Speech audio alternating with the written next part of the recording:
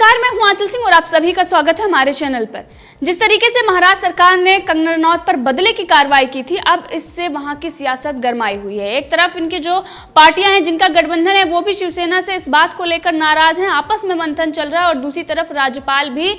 इस मामले से नाराज है। उन्होंने केंद्र को इस पूरे मामले की रिपोर्ट भेजने के लिए कहा है। अब जो जनता मांग कर रही है कि वहां पर राष्ट्रपति शासन लागू हो, अब ऐसा लग रहा है कि राज्यपाल जो सक्रिय हुए हैं, राष्ट्रपति शासन लागू हो सकता है। लेकिन इसी बीच जिस तरीके से कंगना रनौत के खिलाफ बीएमसी ने कार्रवाई की और उसके साथ ही अगर देखें तो जो दोहरा चरित्र बीएमसी का है वो सामने आया है। एक तरफ मनीष मल्होत्रा, जिनको उसी दिन नोटिस दिया गया था, और उनका जो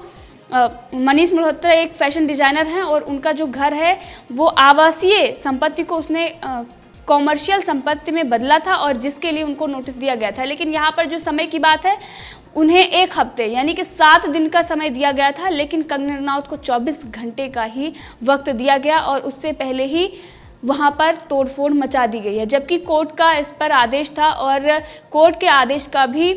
पालन नहीं हुआ और पूरी तरीके से उनके आदेश की धज्जियां उड़ाई गई। तो इससे ये दिखाई दे रहा था कि ये बदले की कार्रवाई थी और कंगना रनौत को सिर्फ और सिर्फ सबक सिखाने के लिए ये शिवसेना ने किया था। और इसमें जो उनकी अंदर की पार्टियां हैं, कांग्रेस के जो संजय निरुपम से लेकर जो मिलिंद देवड़ा हैं, उन्होंने इस पर पल्ला झाड़ लिया है और वो कंगना के सपोर्ट में है। दूसरी तरफ कंगना रनौत ने यह साफ कर दिया कि जो प्रॉपर्टी है वो शरद पवार की है और उन्होंने उनके बिल्डर से ये खरीदी थी। अगर कोई भी खामी या कुछ भी कमी है तो वो शरद पवार की जिम्मेदारी है। और शरद पवार ने जिस तरीके से इस पर पहले ही नाराजगी जताई थी, ये साफ नजर आ रहा था कि वो कंगना रनौत के सपोर्ट में है। और महाराष्ट्र सरकार यानी कि शिवसेना मुख्यमंत्री उद्धव ठाकरे से इस बात को लेकर नाराज हैं और इसी को लेकर आनन फानन में हाई लेवल की बैठक भी बुलाई गई थी। यानी कि महाराष्ट्र सरकार को कंगना रनौत ने पूरी तरीके से हिलाकर रख दिया है। जिस तरीके से कंगना रनौत को सपोर्ट मिल रहा है, बीजेपी के नेता से लेकर जो आम जनता है वो उनके सपोर्ट में है। और इस वक्त अगर बात करें तो बबीता फोगाट से लेकर तमाम ऐसे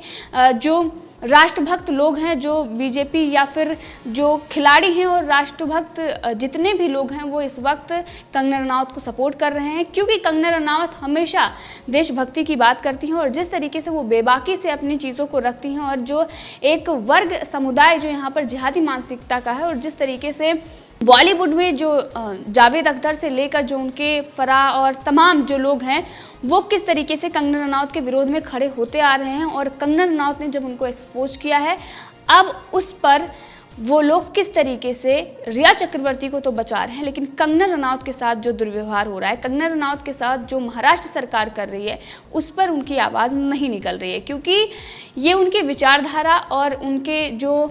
उनकी मानसिकता है उससे मेल नहीं खाता है। और कंगना रनौत जो बेबाकी से और देशभक्ति की बात करती हैं और इन सभी मूवी माफिया और ड्रग्स माफिया की पोल खोलती हैं जो डी कंपनी के इशारे पर चलते हैं, इसीलिए वो उनके सपोर्ट में नहीं उतर रहे हैं। अब बीएमसी के साथ साथ शिवसेना और जो भी वहाँ गठबंधन में सरकार है उसने अपने पैर पर तो कुल्हाड़ी मार ली है, क्योंकि अब राज्यपाल सक्रिय हो गए हैं वहाँ पर और जिस तरीके से केंद्र को वो रिपोर्ट सौंपने की बात कर रहे हैं, ये दिखाई दे रहा है कि जनता जो मांग कर रही है राष्ट्रपति शासन लागू करने का, वो जल्द ही लागू हो सकता है। लेकिन इस पर श्याम जाजू जो बीजेपी के नेता हैं, प्रभारी हैं दिल्ली और उत्तराखंड के, उन्होंने भी अपनी प्रतिक्रिया दी है और उन्होंने कहा है कि ये कंगना रनौत का दफ्तर नहीं गिरा है, शिवसेना का राजनीतिक स्तर गिर गया है। सत्यमेव जयते, इससे पहले आपको हमने बताया था कि कांग्रेस के नेता इस पर उन्होंने विरोध जताया था, इसके साथ ही शरद पवार ने भी विरोध जताया था इसका। और वहीं पर देवेंद्र फडणवीस ने भी ये कहा था कि ये महाराष्ट्र सरकार जो भी अभी तक रही है, छत्रपति शिवाजी के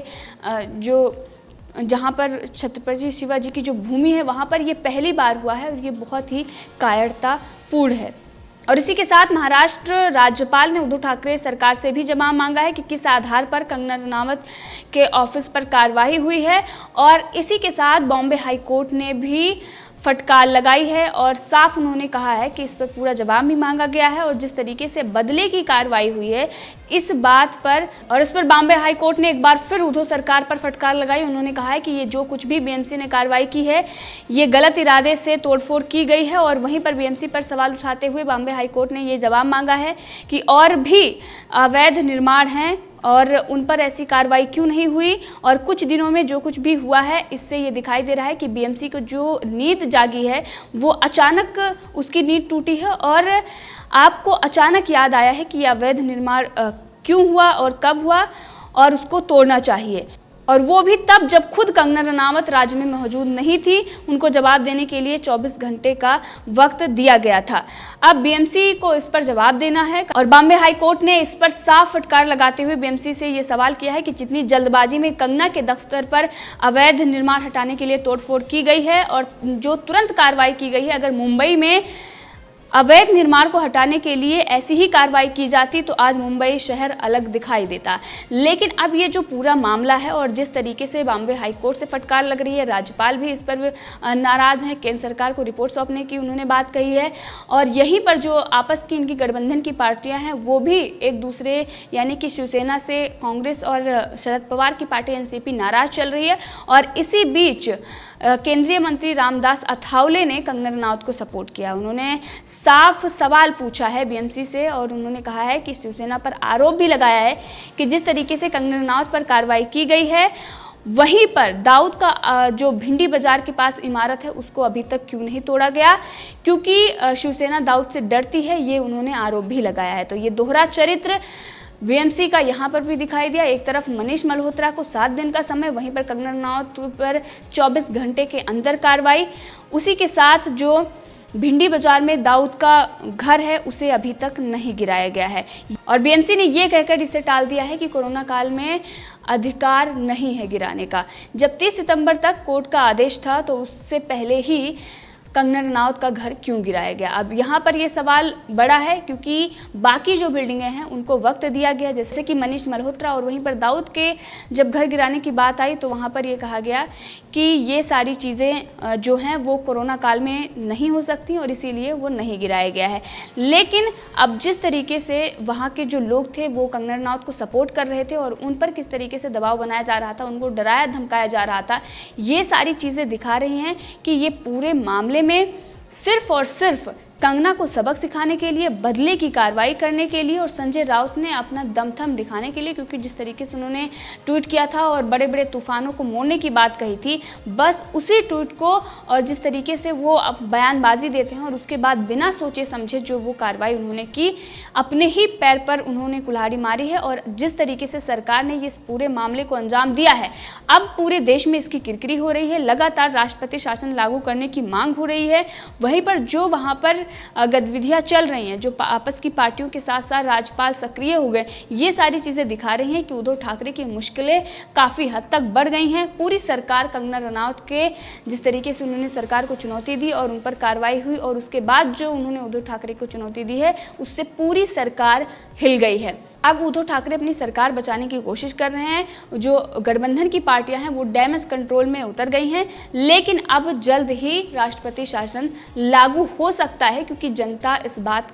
बात की मांग भी कर रही है। वहीं पर जिस तरीके से जो बॉलीवुड का दोहरा चरित्र यहाँ पर सामने आया है, उनको लेकर भी लगातार लोग उनसे सवाल पूछ रहे हैं और ये सवाल कर रहे हैं कि जब रिया चक्रवर्ती को गिरफ्तार किया गया था उस वक्त तो टी शर्ट और तमाम जो इनका प्रोपेगेंडा होता है उसमें ये सामने आ जाते हैं और रिया चक्रवर्ती को बचाने की बात करते हैं, पितरात्मक सत्ता का नाश करना है, उसको ख़त्म करना है, ये सारी चीज़ें बॉलीवुड में दिखाई जा रही थी। लेकिन वहीं पर जब कंगना रनावत एक महिला हैं और उन पर ये बदले की कार्रवाई हो रही थी तो बीएमसी को सराहा जा रहा था उन्हीं के द्वारा, क्योंकि ये पूरी जो गिरोह है, ये जो पूरी गैंग है, सिर्फ और सिर्फ सिलेक्टिव मानसिकता के कारण ही ऐसी चीज़ें करती हैं। इनके जो भी इनकी मुहिम होती है, जो भी इनको करना होता है, उसका आदेश इनको मिलता है और उसके बाद ही सारे जुट जाते हैं। आपने देखा कि किस तरीके से उद्धव ठाकरे को बेस्ट सीएम का अवार्ड दे रहे थे और उसके बाद